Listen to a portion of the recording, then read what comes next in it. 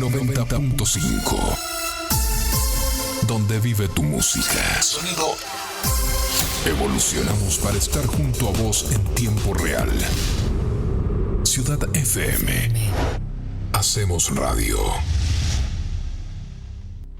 Te presentamos en primera persona. Entrevistas exclusivas a referentes locales. Estos somos.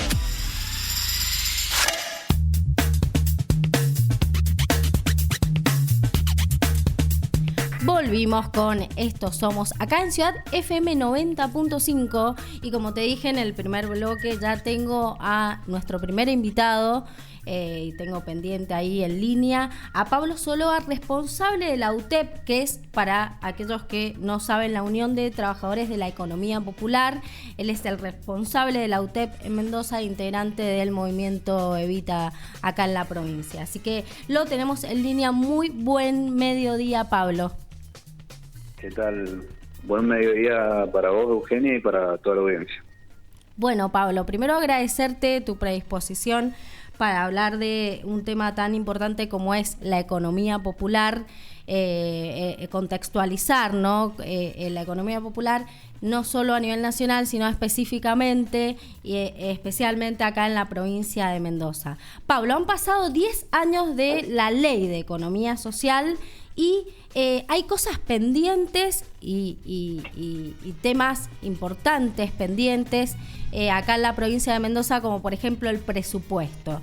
Te quería primero, quería contextualizar, ¿no?, a la audiencia de esto, pero primero preguntarte y que nos expliques de forma para que todos sepamos qué es la economía popular, ¿no? Lo que encierra, ¿sí?, la economía popular a nivel nacional, por supuesto, y acá en la provincia de Mendoza específicamente. Bien. Bueno, la economía popular es un nuevo fenómeno que no solamente de Argentina, sino que pasa a nivel mundial hace ya tiempo. Lo que pasa que en Argentina es uno de los países donde está más organizado, diría el más organizado, o que ha planteado esta discusión. Pero básicamente la economía popular surge por un descarte del mercado, tanto del mercado o del Estado. Surge sobre todo en la década de los 90, producto del neoliberalismo. Hay dos factores principalmente que hacen que el surgimiento de la economía popular. Recordemos que en cada época de la humanidad hubo modelos económicos. O sea, hoy nos toca estar en un capitalismo que tiene una forma de organizar a la economía, a la sociedad, y en los últimos años, en las últimas décadas, esa cara del capitalismo ha ido cambiando. O sea, por ejemplo, los dos factores principales son el crecimiento de la tecnología y la parte financiera. Estos dos aspectos hacen que expulsen a trabajadores del mercado formal.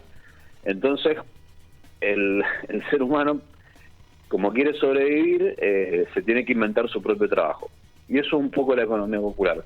Son todas las personas, son los trabajadores, las trabajadoras, que se han inventado su propio trabajo producto de este descarte del sistema, digamos. Eso es la economía popular. Y ahí, por ejemplo, hoy en la Argentina podemos encontrar entre 80 y 100 actividades. Ahí encontramos al vendedor ambulante, encontramos al feriante, encontramos al changarín que no sé, al albañil que construye casas, cartonero, incluso también las compañeras que hacen tareas de cuidado en los barrios, las amas de casa. O sea, todas aquellas personas que trabajan pero no están contenidas dentro del sistema formal, ya sea del mercado o del Estado. A grandes rasgos, eso es la economía popular. Pablo, y además te escuchaba atentamente y digo, pensé cuando nombraste a los artistas y artesanos, ¿no? Cuánto han sufrido acá en Mendoza al ser desplazados miles de veces, ¿no? Por tanto el gobierno provincial como municipal, ¿no? Y también se me venía a la cabeza todas aquellas personas que hacen servicios sociocomunitarios, ¿no? Y todo este eslabón y de este grupo de trabajadoras y trabajadores de la economía popular, que además hacen un trabajo fundamental, que es muy loco porque si bien nacen de la exclusión, ¿no? de este capitalismo salvaje, de este mercado, después crean su propia fuente de trabajo para subsistir, pero además para la sociedad se transforman en trabajadores fundamentales. Tal cual, sí. Por ejemplo, el caso más conocido fue durante la pandemia, donde las compañeras que estaban en los comedores y merenderos sostuvieron con alimento, digamos, con ese trabajo a millones de argentinos, de argentinas. Es uno de los casos más conocidos, pero hay otros. O sea, tenemos dispositivos, tenemos trabajadores, compañeros que están en la prevención del consumo problemático, otros que hacen una tarea a través del deporte, de la cultura, para estos cuidados sociales o estas tareas sociocomunitarias, promotores de salud, promotores en prevención de violencia de género. Hay todo un trabajo que por ahí está invisibilizado o justamente no se lo tilda de trabajo, sino le ponen otros motes en general a la economía popular. Tratan de no catalogarlo como trabajo y siempre se le pone otro nombre, o desde piquetero y planero, en el peor de los casos, o en el mejor de los casos, no sé, voluntarismo porque cuidan o hacen cierta tarea social, cuando en realidad es un trabajo lo que se hace. Entonces esa también es una de las luchas que venimos dando hace tiempo, de todas estas tareas que realizamos, de que sean catalogadas como un trabajo. Pablo, ustedes han presentado 2 proyectos de ley que no han prosperado. Corregime si está bien, 2018 y 2019, ¿es así? 2018 y 2020. Y 2020, ahí está. ¿Qué ha pasado con estos proyectos de ley presentados por la UTEP? ¿Qué pasa acá en Mendoza? ¿Sí? ¿Cuáles son las trabas que hay para formalizar? Sé que a través del RENATEP se ha podido registrar a muchos trabajadores y trabajadoras de la economía popular, pero ¿qué pasó con estos proyectos de ley? Bueno, primero en el 2018, gobierno de Cambiemos a nivel nacional, y en el año 2016 se presentó la ley de emergencia social a nivel nacional. Entonces tratamos de hacer algo parecido en la provincia, donde acá presentamos la ley de emergencia social y agraria, donde, bueno, contemplaba varios puntos, algo parecido a lo que era la ley nacional, que contemplaba en ese momento un salario social complementario, fortalecimiento de las unidades productivas, financiamiento, bueno, una serie de cuestiones.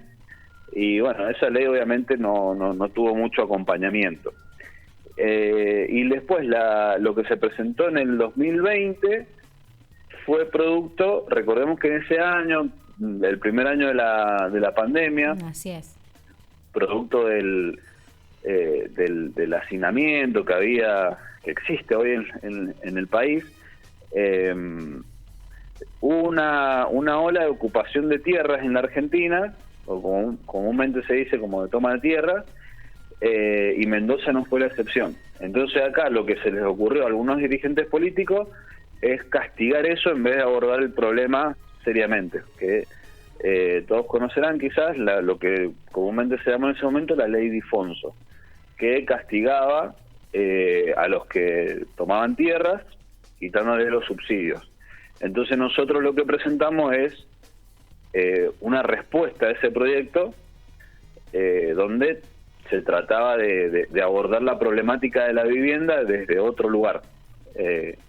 Y hoy ese proyecto se ha mejorado y está en puerta de presentarse otro en torno a la vivienda y al trabajo, que bueno, se está trabajando en consensos, en tratar de mejorarlo para presentarlo este año. Bien, ¿y cuántos, tenemos un número de trabajadores de la economía popular acá en la provincia, Pablo? Sí, hoy, mira, hace 3 semanas más o menos, el corte del RENATEP que había eran de 93.000. Ese es el registro oficial, es decir, personas de Mendoza que se han inscrito en el formulario del Ministerio de Desarrollo Social de la Nación. Pero hacemos una estimación nosotros de más o menos de 300.000, 400.000 personas en la provincia que están en torno a la economía popular. ¿Cómo llegamos a ese número? Por 2 motivos. Uno, el tema del trabajo formal, cuántas personas son las que están inscritas en el SIPA. El SIPA es el Sistema Integrado Previsional Argentino, es decir, todas las personas que hacen aportes jubilatorios, que son alrededor de 250.000 en Mendoza, y hay alrededor de 1.200.000 personas en Mendoza que están en condiciones de trabajar. Entonces, bueno, vemos que hay una enorme diferencia. Sabemos que muchos de ese resto está trabajando o sea, no son trabajadores de la economía popular, porque lo que pasa están en negro, están con algún empleador, pero los tienen en negro. Pero sigue quedando un resto bastante importante.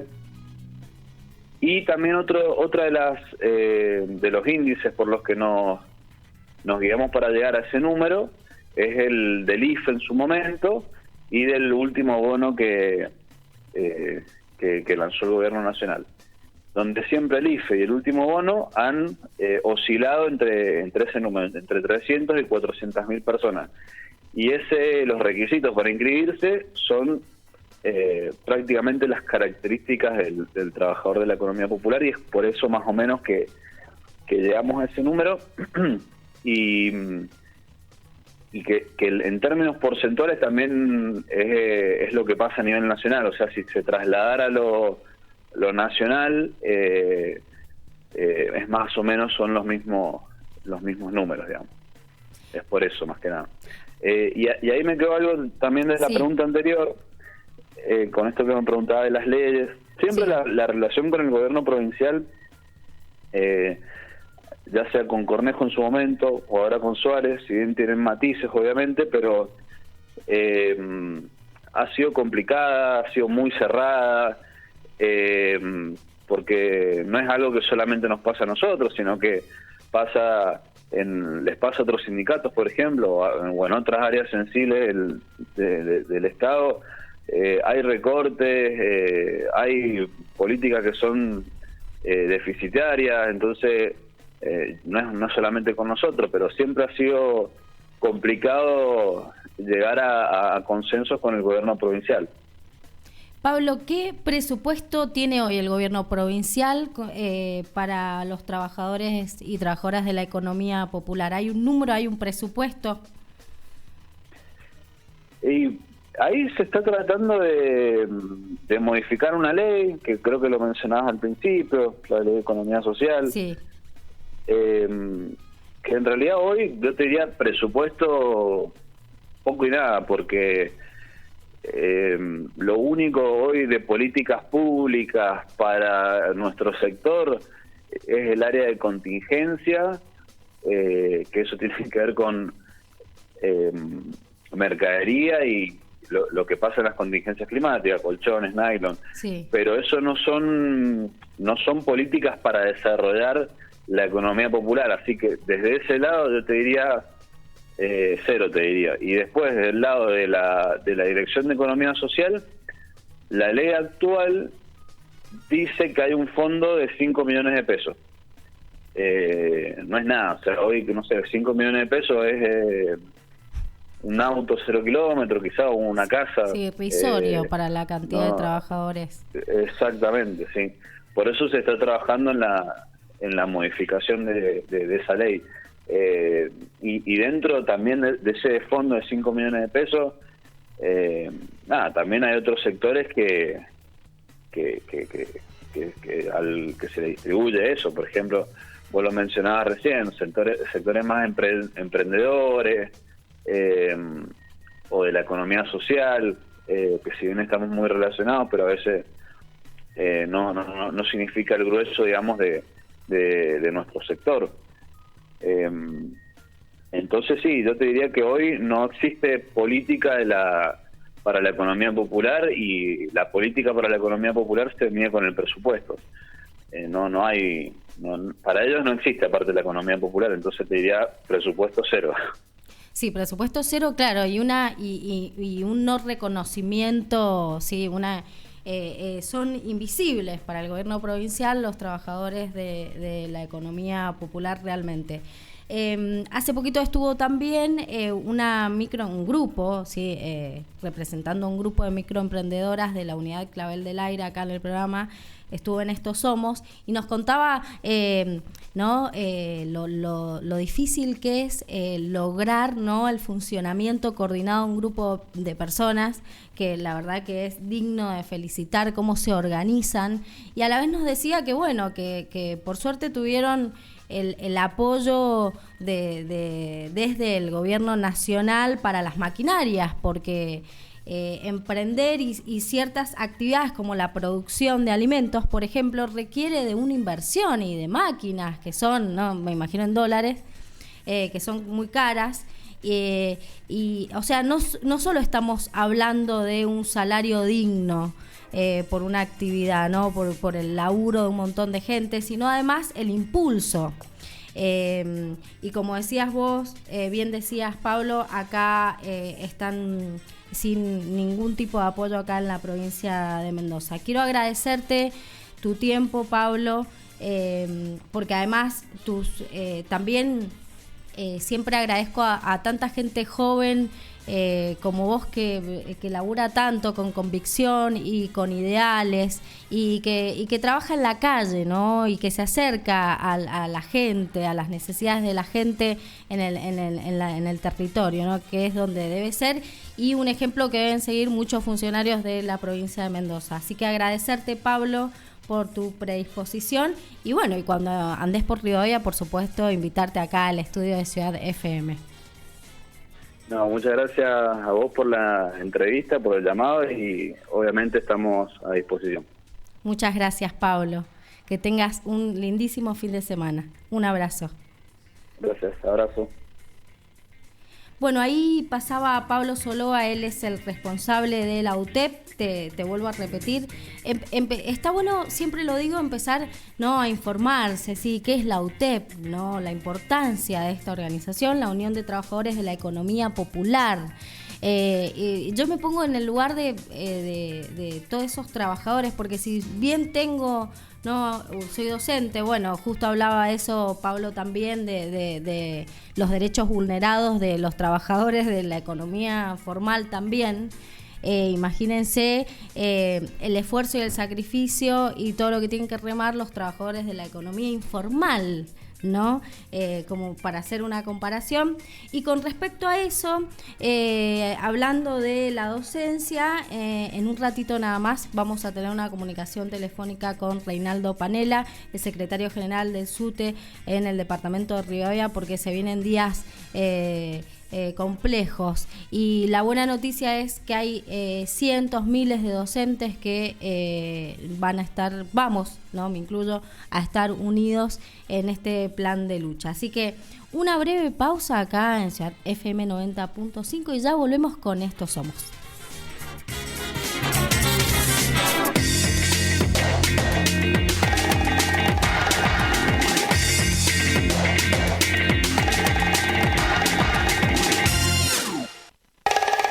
Escucha las noticias que te interesan, la música que te gusta, especialistas, la economía